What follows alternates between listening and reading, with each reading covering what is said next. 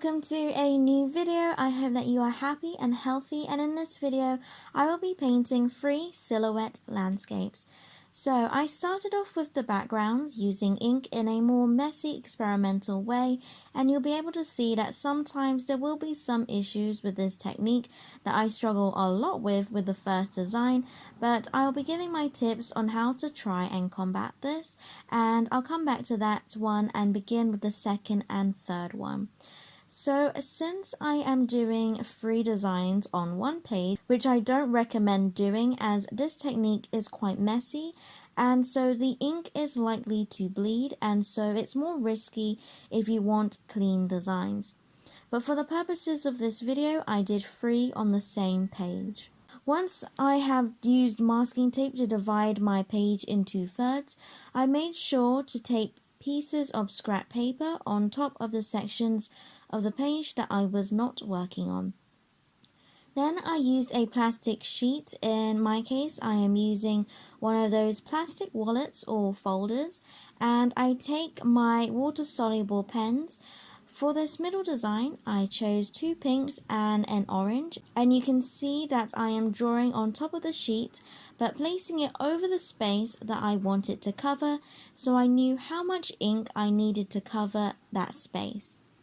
And I drew within this section with the 3 colors, doing various diagonal shapes and trying to space out each color evenly across the whole area.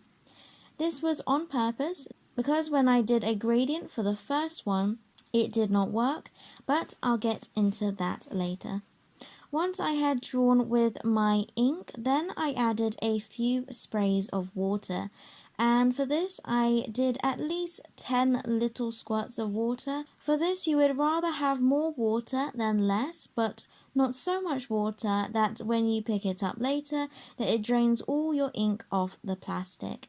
It may take some trial and error, but I would say 8 to 14 mini squirts if that helps at all. Then I gently and slowly flip the plastic sheet onto the area of my page that I want to cover.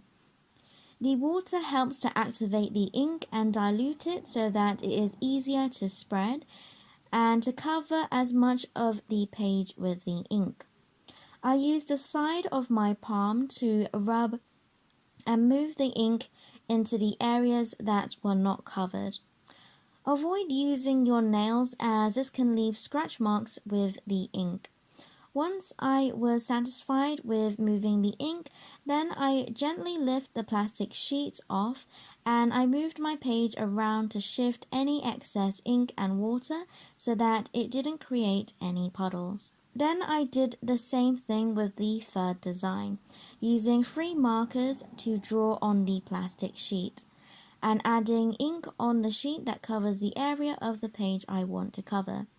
This time I didn't do diagonal zigzags but went for a galaxy spark pattern. So adding my lightest color in a flame shape with lines coming out, and then adding a dark green around it and then a dark blue around the edge. Then adding squirts of water, gently flipping the sheet onto the page, then rubbing the ink across the page.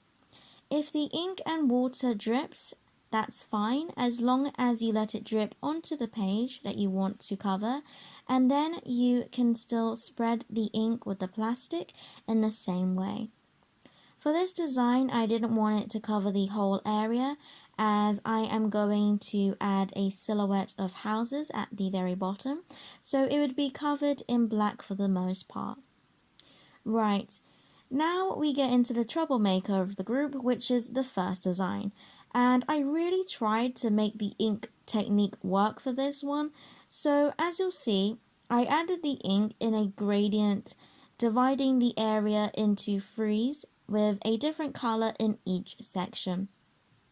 You can see the first attempt, and then I did the same thing on top because I thought maybe I hadn't added enough ink or water, and so that was why it was so light and didn't spread across the entire area. So I packed on a lot of ink and water, but it didn't work. The dark blue overpowered the gradient and it was messy and blotchy.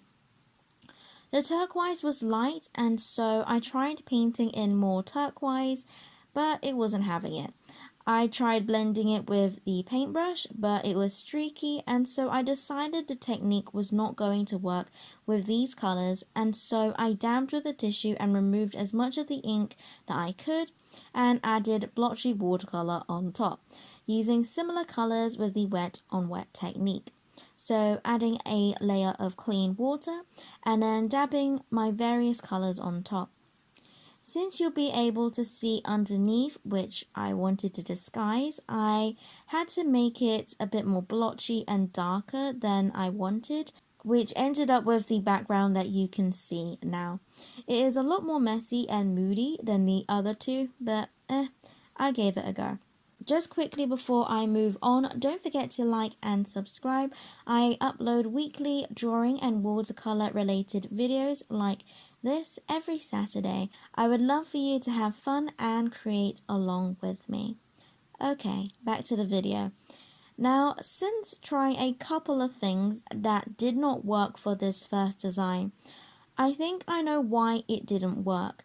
Now I know by now you are seeing me do the silhouette part of this video. I will come back and explain that bit later. Okay, so why the first one probably didn't work, I think anyway, is because two of the colors, i.e. the purple and the turquoise, are quite light and were not very saturated. This was more evident with the gradient as the dark blue stood out a lot more even though I had added the same amount of purple and turquoise. I think if I had done a similar pattern like the middle design, then the dark blue would have been able to be spread more evenly with lighter areas of turquoise and purple in between. I think that when doing this, you have to choose colors that are bright with saturated inks with your markers in order for this to work at its best. Okay, now the easier, more controlled part of this video, which is the silhouette.